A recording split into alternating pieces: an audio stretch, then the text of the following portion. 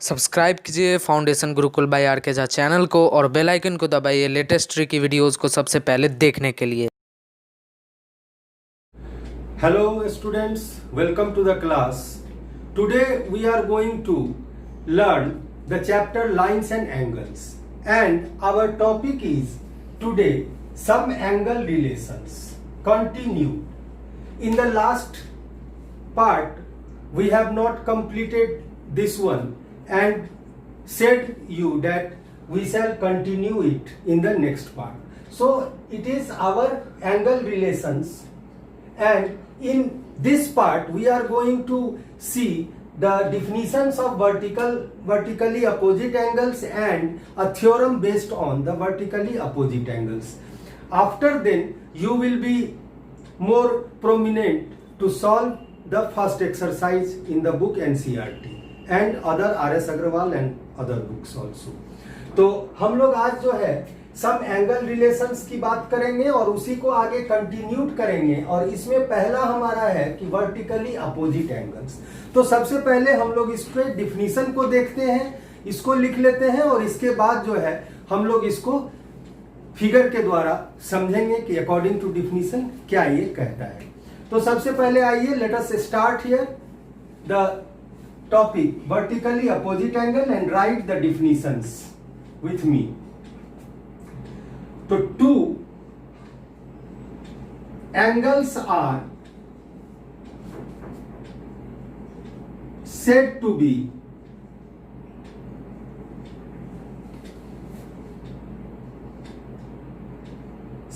be vertically opposite angles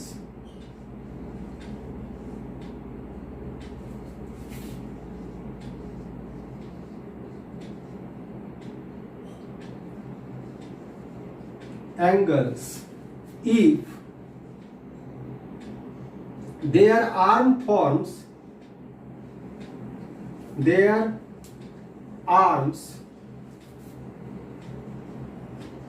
form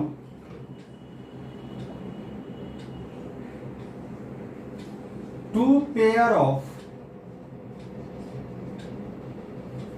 pairs of opposite rays।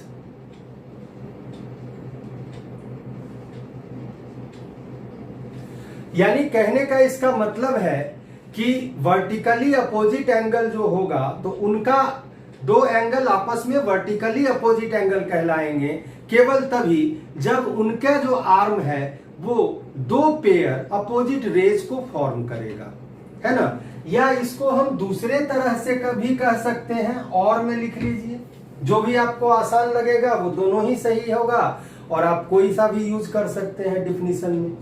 तो और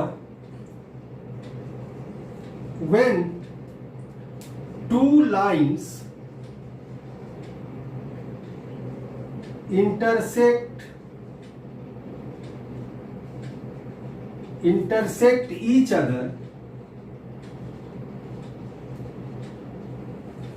other at a point, then two pairs of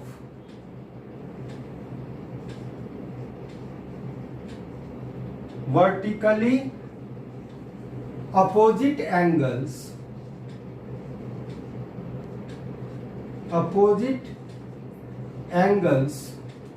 forms।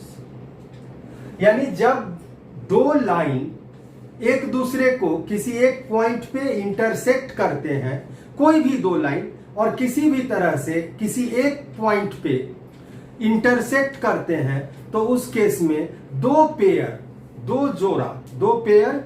Vertically opposite angle form होता है।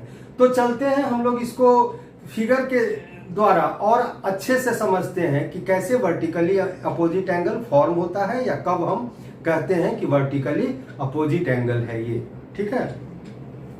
तो यहां पे हम देख रहे हैं कि एक लाइन जो है AB है और दूसरा लाइन CD है। ये दोनों एक दूसरे को O पॉइंट पे मान लिया कि O पॉइंट पे इंटरसेक्ट कर रहे हैं, तो ये जो है हमारा O पॉइंट यानी पॉइंट ऑफ इंटरसेक्शन।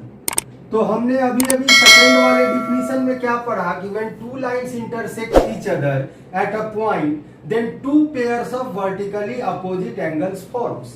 तो अब सवाल उठता है कि दो पेयर वर्टिकली अपोजिट एंगल आखिर है किधर? तो अभी देखते हैं इसको। एक हमारा है एंगल AOC ये वाला, और एक है ये वाला। ये दोनों वर्टिकली अपोजिट है। अगर हाइट वाइज हम देखेंगे तो एक दूसरे का अपोजिट है। उसी तरह से तो एक पेयर ये हो गया, दो angle, angle AOC and angle BOD। ये जनरली हम लोग एंगल का जो नेमिंग लिखते हैं तो उसमें पहले जो इंग्लिश में अल्फाबेट आता है उसको पहले प्रोनाउंस करते हैं, बट अगर आप इसको DOB पढ़ेंगे और इसको COA पढ़ेंगे तो वो बिल्कुल गलत नहीं होगा, है ना। बट ये जनरल ट्रेंड है कि पहले आने वाले इंग्लिश अल्फाबेट को हम लोग पहले स्थान देते हैं, राइट। नेक्स्ट पेयर है हमारा ये एंगल, इसको हम लोग दो कर्व से दिखाते हैं, डबल कर्व से, और ये एंगल। तो ये जो है हमारा, ये हमारा हो गया एंगल AOD ये वाला, और ये हो गया BOC ये। तो इस तरह से हमारा दो पेयर, दो ये और दो ये, to pairs of vertically opposite angle form करता है। नेक्स्ट थिंग है कि हम लोग एक चीज और देखें कि पहला वाला डिफिनीशन सही है या नहीं है। तो two angles are said to be vertically opposite angles. तो मान लिया कि हम एंगल AOC इस वाले की और इस वाले की बात कर रहे हैं, ये दो है ना one pair of vertically opposite angle. तो टू एंगल्स यानी एक पेयर, तो किसी एक पेयर की बात करते हैं जिसमें हमने इसको ले लिया। तो यहाँ पे जो अपोजिट एंगल है तो कहता है कि to be said to be vertically opposite angles if their arms form two pairs of opposite rays. तो इस एंगल का आर्म्स कौन सा होगा? OC और OA। इस एंगल का आर्म्स कौन सा होगा? इस एंगल का OB और OD। अब देखिए OA का अपोजिट इसका आर्म है, इस एंगल का आर्म OA का अपोजिट जो है ये है OB, और इस एंगल का आर्म OC का अपोजिट है OD। तो टू पेयर्स हो गया ना, to pairs of opposite raise, ये दो रेज और इसका दोनों ये अपोजिट रेज। तो इस तरह से ये डिफिनीशन भी आपका करेक्ट है। तो कोई भी दो लाइन जब भी किसी एक लाइन दूसरे को इंटरसेक्ट करेगा एक पॉइंट पे, तो वहां पे to pairs of vertically opposite angle form होगा ही होगा। इतना आप दिमाग में बैठा लें, ठीक है। और इसी पे बेस्ड अभी अभी हम लोग एक थ्योरम को देखते हैं। तो अब हम लोग जो है थ्योरम को देखते हैं। इससे रिलेटेड एक बड़ा ही इंटरेस्टिंग थ्योरम है, और ये जो है आप आसानी से समझ पाएंगे।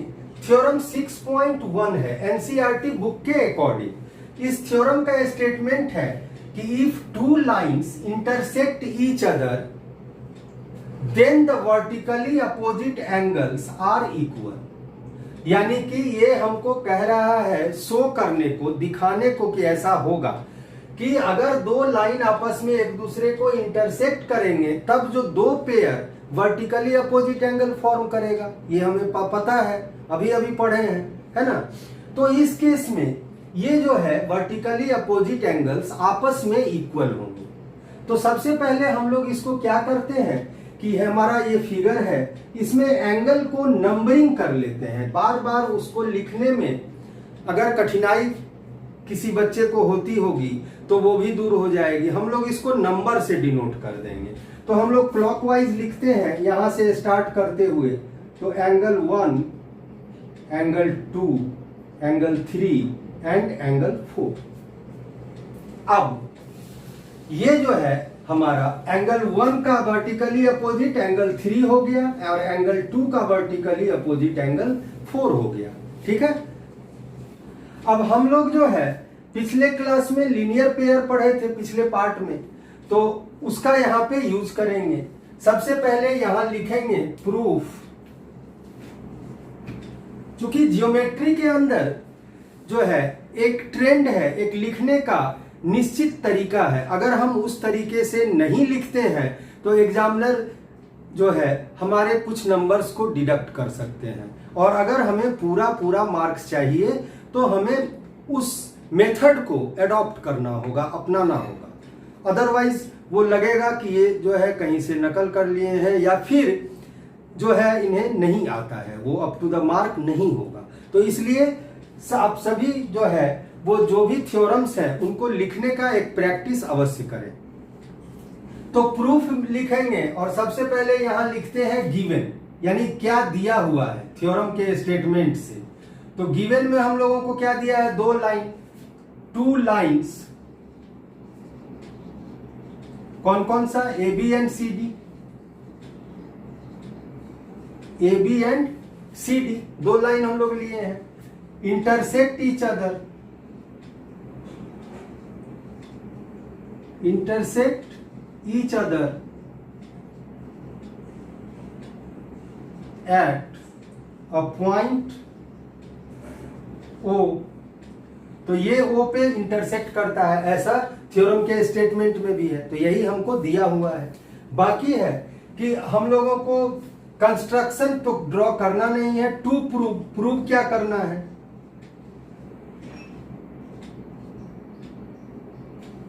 To prove angle AOC equal to angle BOD and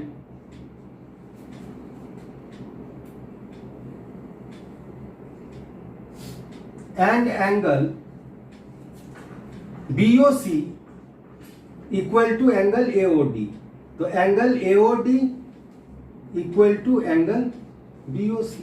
ये अब हम लोग प्रूफ देखते हैं।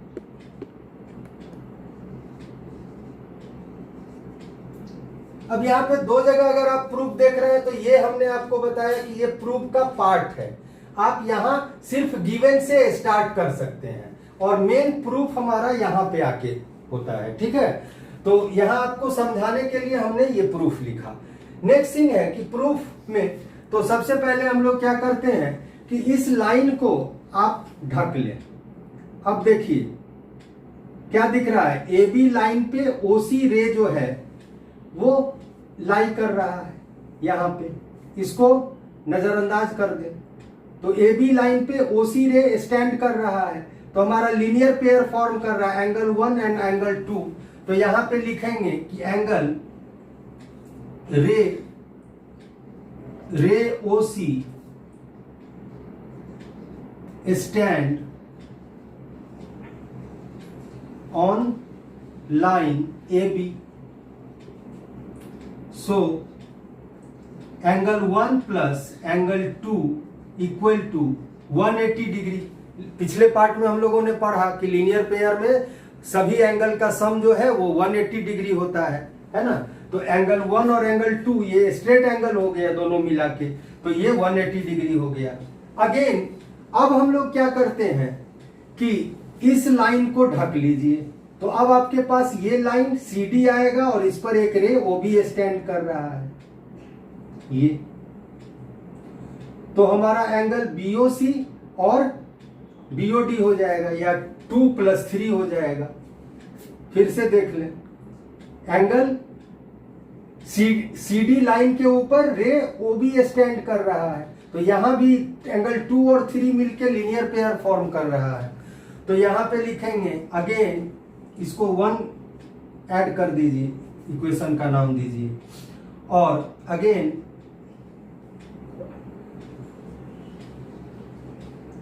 रे OB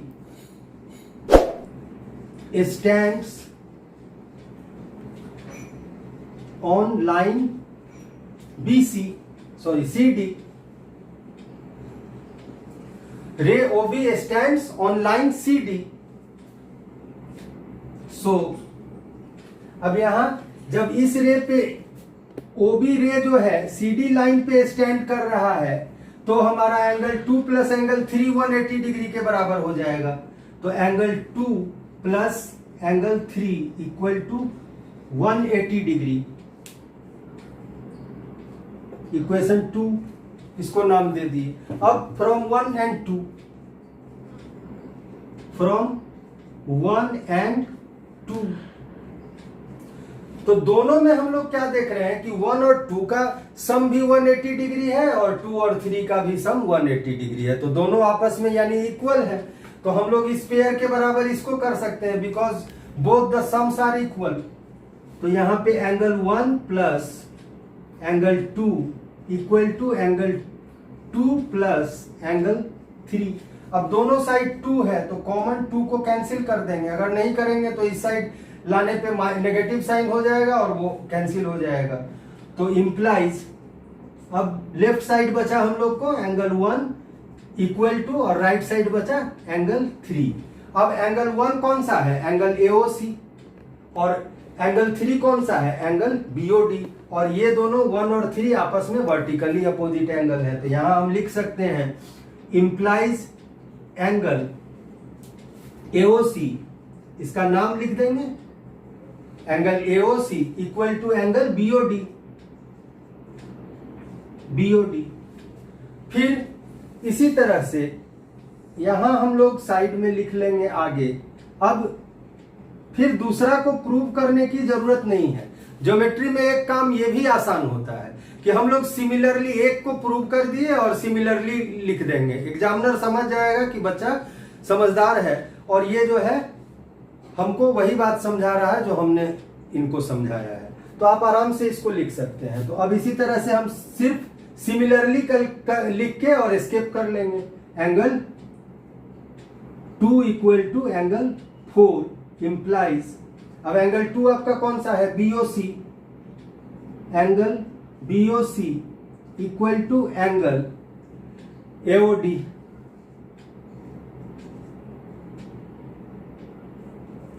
ये आपका प्रूव हो गया।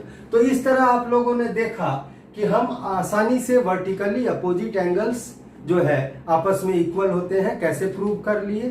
तो अभी आप लोग पहला एक्सरसाइज जो है वो आसानी से सॉल्व कर पाएंगे और हम नेक्स्ट पार्ट में हम लोग फिर मिलते हैं कुछ टिपिकल क्वेश्चंस उसी एक्सरसाइज का, फर्स्ट एक्सरसाइज का लेके। और for the time being thank you, take care.